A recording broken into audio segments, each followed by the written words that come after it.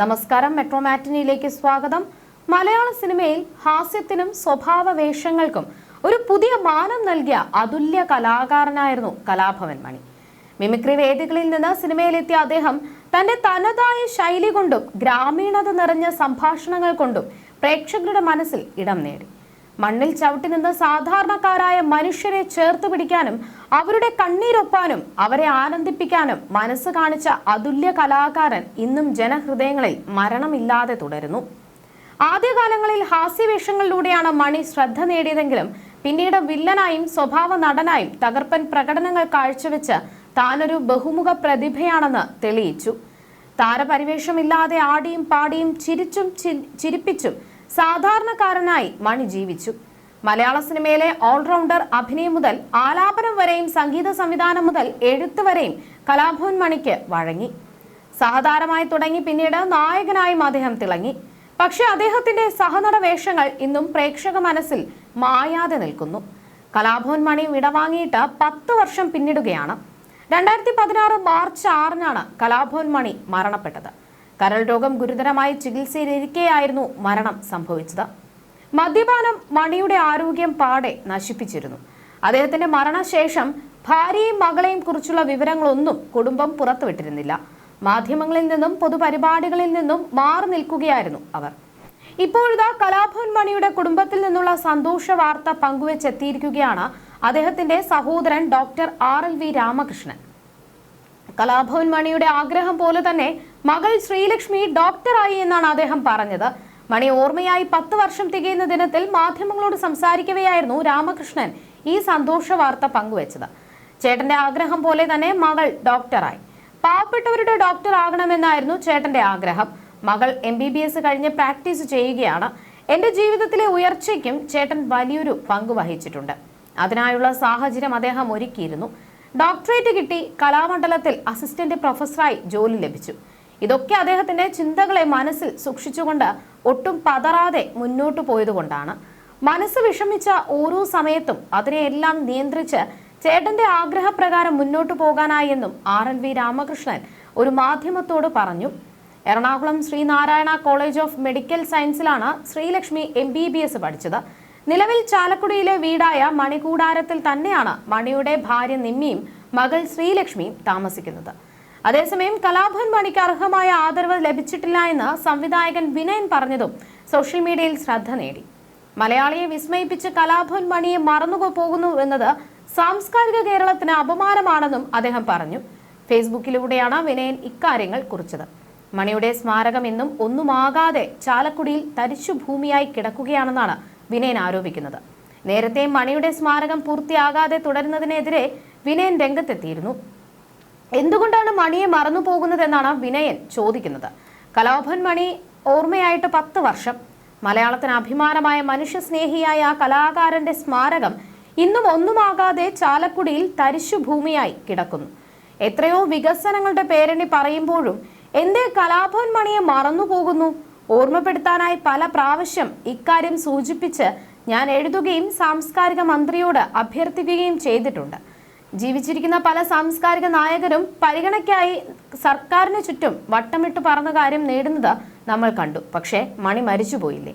സമൂഹത്തിന്റെ അടിത്തട്ടിൽ നിന്നും വന്ന് ജീവിതത്തിന്റെ പ്രതിസന്ധികളെല്ലാം തരണം ചെയ്ത് മലയാളികളെ വിസ്മയിപ്പിച്ച ആ കലാകാരനെ മറന്നുപോകുന്നു എന്നത് സാംസ്കാരിക കേരളത്തിന് അപമാനമാണെന്നാണ് വിനയൻ പോസ്റ്റിൽ പറഞ്ഞത്. 2016 മാർച്ച് 6-ന് കരൾ രോഗത്തെ തുടർന്ന് കൊച്ചിയിലെ അമൃത ആശുപത്രിയിൽ ചികിത്സയിലിരിക്കവെയാണ് കലാഭവൻ മണിയുടെ വിയോഗം. ഇതിനു പിന്നാലെ അദ്ദേഹത്തിന്റെ മരണവുമായി ബന്ധപ്പെട്ട് നിരവധി സംശയങ്ങളും ഉയർന്നിരുന്നു. ഇതിൽ ചാലക്കുടി പോലീസ് കേസെടുത്തിരുന്നു. ജോബിയായിരുന്നു കലാഭവൻ മണിയുടെ മാനേജർ. പാടിയിൽ കൂട്ടുകാരുമൊത്ത് ആഘോഷിച്ച മണിക്ക് ദേഹാസ്വസ്ഥ്യം വന്നപ്പോൾ ആദ്യം ഡോക്ടർ സുമേഷിനെ വിളിക്കുന്നതും ഇദ്ദേഹമാണ്. സുമേഷ് രാത്രി 11:30 സ്ഥലത്തെത്തി. ഡയബറ്റിക് പേഷ്യന്റായ മണി മദ്യപിക്കരുതെന്ന് ഡോക്ടർമാരുടെ കർശന നിർദ്ദേശം ഉണ്ടായിരുന്നു. എന്നാൽ അന്ന് ബിയർ കഴിച്ചിട്ടുണ്ട്. വിറയ്ക്കുകയും വിയർക്കുകയും ചെയ്യുന്ന മണിയെയാണ് ഡോക്ടർ കണ്ടത്. ആദ്യം മണി ചികിത്സയ്ക്ക് തയ്യാറായില്ല. പാടിയിൽ അങ്ങിങ്ങായി മണി രക്തം ഛർദ്ദിച്ചിരുന്നു. ജാഫ്രിഡിക്കി, തരികിട സാബു തുടങ്ങിയവരാണ് തലേദിവസം അവിടെ വന്ന് മണിക്കൊപ്പം മദ്യപിച്ച് ആഘോഷിച്ചത്. ഡോക്ടർ സുമേഷ് പലതവണ ആശുപത്രിയിൽ പോകാൻ പറഞ്ഞിട്ടും മണി തയ്യാറായില്ല. ഇതേക്കുറിച്ച് ഒരിക്കൽ സുമേഷ് സംസാരിച്ചിട്ടുണ്ട്. കുറെ നാളായി മദ്യം കഴിക്കുന്നയാൾക്ക് അത് കിട്ടാതെ വരുമ്പോഴുള്ള അസ്വസ്ഥത മണിയിൽ കാണാനായിരുന്നു. എത്രയും പെട്ടെന്ന് ആശുപത്രിയിൽ എത്തിച്ചില്ലെങ്കിൽ സ്ഥിതി ഗുരുതരമാകും. ഒരു തരത്തിലും മണി ആശുപത്രിയിൽ പോകാൻ കൂട്ടാക്കിയില്ല. അടുത്ത് ചെല്ലുമ്പോൾ കൈയൊക്കെ തട്ടിമാറ്റി വല്ലാത്ത പെരുമാറ്റമായിരുന്നു. ഇതോടെ ഒരു ഇഞ്ചക്ഷൻ കൊടുത്താണ് മണി ആശുപത്രിയിലേക്ക് കൊണ്ടുപോകുന്നത്. പോകുന്ന വഴിക്കെല്ലാം മണി സംസാരിക്കുന്നുണ്ടായിരുന്നുവെന്നും അന്ന് ഡോക്ടർ സുമേഷ് പറഞ്ഞു. കേസിലെ അന്വേഷണം നടത്തിയ ഉണ്ണിരാജൻ IPS ഒരിക്കൽ മണിയെക്കുറിച്ച് സംസാരിച്ചിട്ടുണ്ട്. മണിയുടെ മദ്യപാനവും ആരോഗ്യനിലയെ അവഗണിച്ചതുമാണ് മരണത്തിലേക്ക് നയിച്ചതെന്ന് ഇദ്ദേഹം അന്ന് വ്യക്തമാക്കി. മണി ഒരു ദിവസം ഉപയോഗിച്ചിരുന്നത് 12 മുതൽ 13 കുപ്പി ബിയറാണ്. 5-ാം തീയതിയാണ് ആശുപത്രിയിലാകുന്നത്. 4-ാം തീയതി മണി കുടിച്ചത് 12 കുപ്പിയോളം ബിയറാണ്. ബിയറിൽ മീഥൈൻ ആൽക്കഹോളിന്റെ അംശം ചെറിയ തോതിലുണ്ട്. ഒരുപാട് അളവിൽ കഴിക്കുമ്പോൾ അതിന്റെ അളവ് ശരീരത്തിൽ കൂടും. മണിയുടെ കാര്യത്തിലും സംഭവിച്ചത് അതാണ്. ലിവർ സിറോസിസ് ഉണ്ടെന്ന് അറിഞ്ഞിട്ടും മദ്യപിച്ചിരുന്നത് മരണം വില കൊടുത്ത് വാങ്ങിയതിന് തുല്യമാണ്. മറ്റുള്ളവരെ സഹായിച്ചെങ്കിലും സ്വന്തം ആരോഗ്യം മണി അവഗണിച്ചു. കൃത്യമായ അന്വേഷണമാണ് മണിയുടെ മരണത്തിൽ നടന്നത്. ഉണ്ണിരാജൻ IPS വ്യക്തമാക്കി. 45-ാം വയസ്സിൽ മണി ലോകത്തോട് വിട പറഞ്ഞത്. ഏവർക്കും ഞെട്ടലായിരുന്നു മരണം. തലേന്ന് കഴിച്ച ബിയറിൽ വിഷാംശം ഉണ്ടായിരുന്നു എന്ന റിപ്പോർട്ട് പുറത്തുവന്നത് വലിയ വിവാദങ്ങൾക്ക് കാരണമായി. മരണത്തിൽ ദുരൂഹതയുണ്ടെന്ന് ആരോപിച്ച് കുടുംബവും രംഗത്തെത്തി. എന്നാൽ അന്വേഷണത്തിൽ മരണത്തിൽ ദുരൂഹതയില്ല എന്ന് വ്യക്തമായി. നാടൻ പാട്ടുകൾ സാധാരണക്കാരുടെ മനസ്സിലും ചുണ്ടിലും തത്തിക്കളിച്ചതിൽ മണിക്കുള്ള പങ്ക് ആർക്കും വിസ്മരിക്കാനാവില്ല. ചാലക്കുടിക്കാരൻ മണി കലാഭവൻ മണിയായാണ് സിനിമയിൽ അറിയപ്പെട്ടതെങ്കിലും ചാലക്കുടിക്കാർക്കെന്നും മണിയായിരുന്നു, മണിച്ചേട്ടനായിരുന്നു അദ്ദേഹം. പച്ചയായ ചാലക്കുടിക്കാരൻ. രാഷ്ട്രീയം, മതം ഇവയുടെ സ്വാധീനവും സഹകരണവും ഇല്ലാതെ വ്യക്തിപരമായ ചാലക്കുടിക്കാരെ ഇത്രമാത്രം സഹായിച്ച മറ്റൊരാൾ ഉണ്ടാകും എന്ന് തോന്നുന്നില്ല. സ്വന്തം ചിലവിൽ ഉത്സവം, പെരുന്നാൾ എന്നിവ നടത്തുക, അവിടേക്ക് സിനിമയിലെ സൂപ്പർ താരങ്ങളെ കൊണ്ടുവരിക, തന്റെ നാട്ടിലെ ഓരോ ആഘോഷങ്ങളും സന്തോഷത്തോടെ മണി ഏറ്റെടുത്തു. ഓണം, വിഷു, ക്രിസ്മസ് തുടങ്ങിയ വിശേഷ ദിവസങ്ങളിൽ നാട്ടുകാർക്ക് അവരുടെ മനസ്സ് നിറയുന്ന രീതിയിൽ വിഷു കൈനീട്ടം, അരി, കോടിമുണ്ട്, മണിയുടെ സന്തോഷം സ്വീകരിച്ച ചാലക്കുടിക്കാർക്ക് അറിയാം ആ കലാകാരന്റെ മഹത്വം.